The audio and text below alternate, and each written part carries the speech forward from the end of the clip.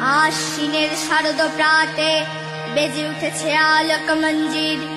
ধরণীর বহিরাকাশে অন্তরিত মেঘমালা, প্রকৃতির অন্তরাকাশে জাগরিত জ্যোতির্ময়ী জগন্মাতার আগমন বার্তা। আনন্দময়ী মহামায়ার পদধ্বনি অসীম ছন্দে বেজে ওঠে। রূপলোক ও রসলোকে আনে নব পাপ মাধুরীর সঞ্জীবন। তাই আনন্দিতা শ্যামলী মাতৃকার চিন্ময়ীকে মৃন্ময়ীতে আবাহন।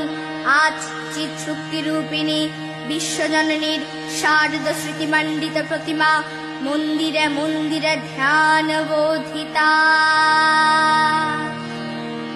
বাজলো